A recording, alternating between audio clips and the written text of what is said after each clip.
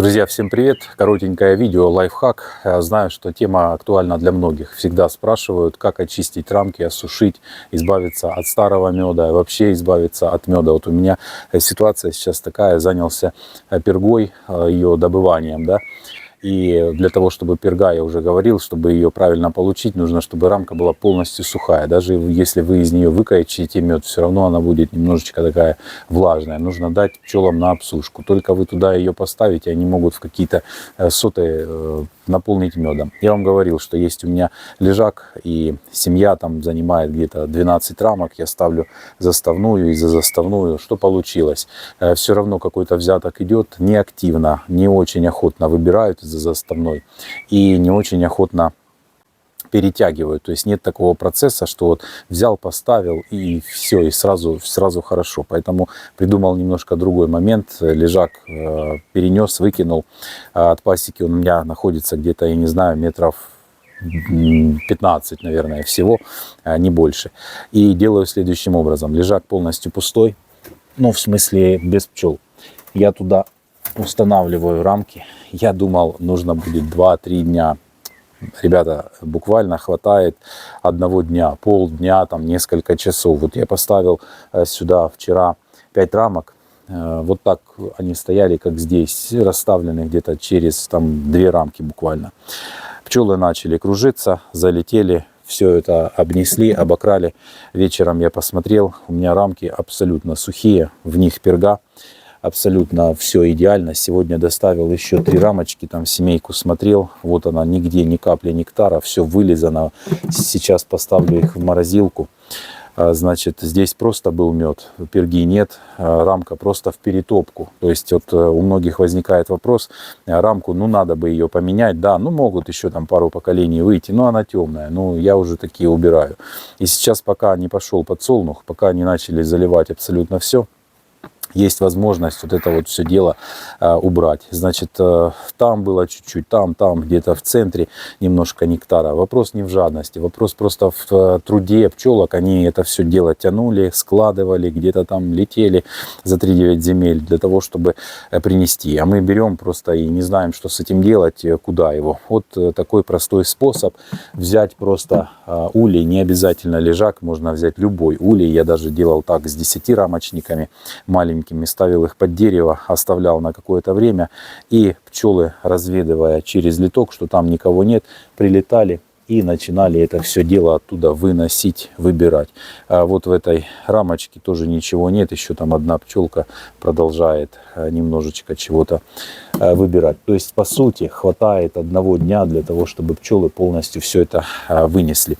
На ночь оставлять не рекомендую, если идет активный лед, тепло, восковой моли, то она через литки также заберется, вам там понасеет и так далее. То есть, по сути, если небольшое количество нектара, вот таким образом можно все это быстро от этого избавиться. Но, как всегда, во всех своих видео предостерегаю и рассказываю многие разные нюансы, варианты.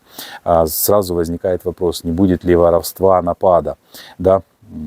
Смотрите, какая ситуация. Есть люди, которые советуют взять рамку и просто ее вот где-то около забора поставить, повесить на дерево и все остальное. Вот тогда напад может быть и часто случается.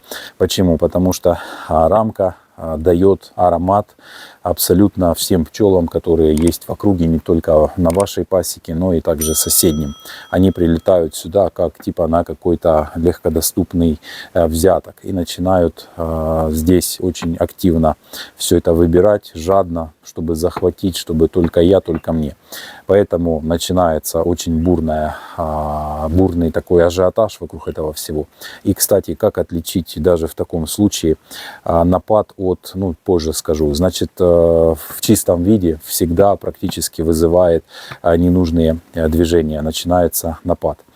Сразу стоит сказать второй момент, что напад бывает также у дворняжек всяких непородистых пчел.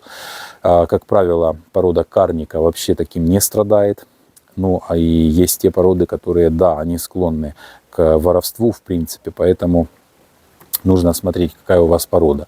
У меня с моими пчелами таких проблем не бывает. И теперь рассказываю, как же все-таки подстраховаться, тем не менее, что вот вы сделали так и увидеть, что действительно нет никакого напада. Во-первых, принцип какой? Почему у нас этот улей не вызывает каких-то серьезных у пчел реакций в плане там воровства какого-то, потому что он полностью плотно закрыт, открыты только литки, и пчела-разведчица, которая просто кружится везде, нюхает и деревья, и листики, и травку, она чует аромат, естественно, подлетает сюда, видит, что нет никакого движения семьи, нет охраны, принюхивается, потихонечку подлетает, улетела, еще сделала кружочек, то есть так, знаете, как обхаживает все это дело, как форточница. Потом смотрит, ну, действительно нет охраны, а запах идет. Думает, зайду-ка я посмотрю, что там. Заходит, видит, там есть корма. И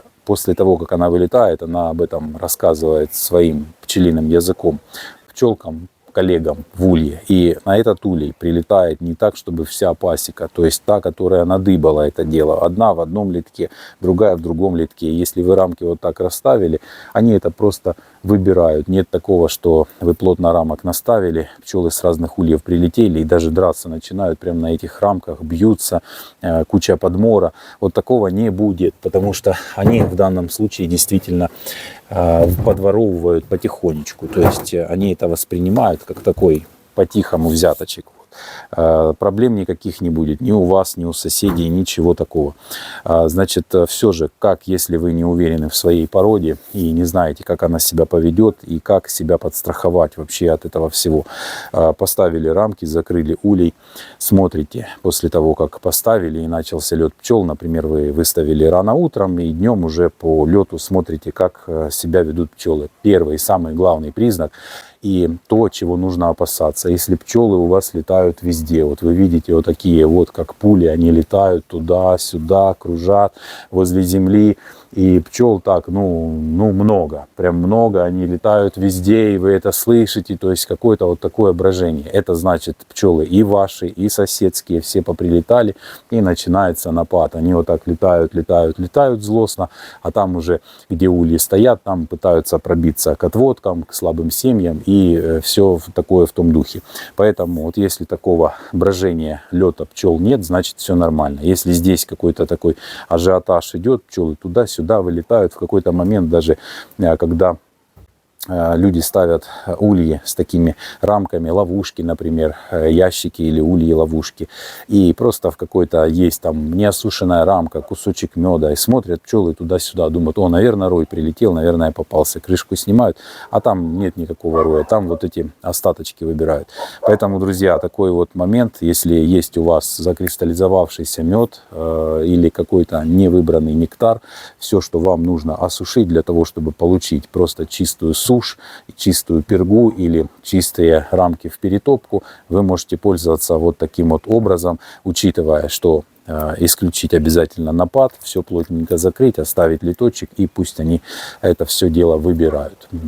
Пользуйтесь, друзья. Подписывайтесь на канал и подписывайтесь в группу Telegram. Там отвечаю проще, быстрее на какие-то ваши вопросы. Всем мира, здоровья, всем пока.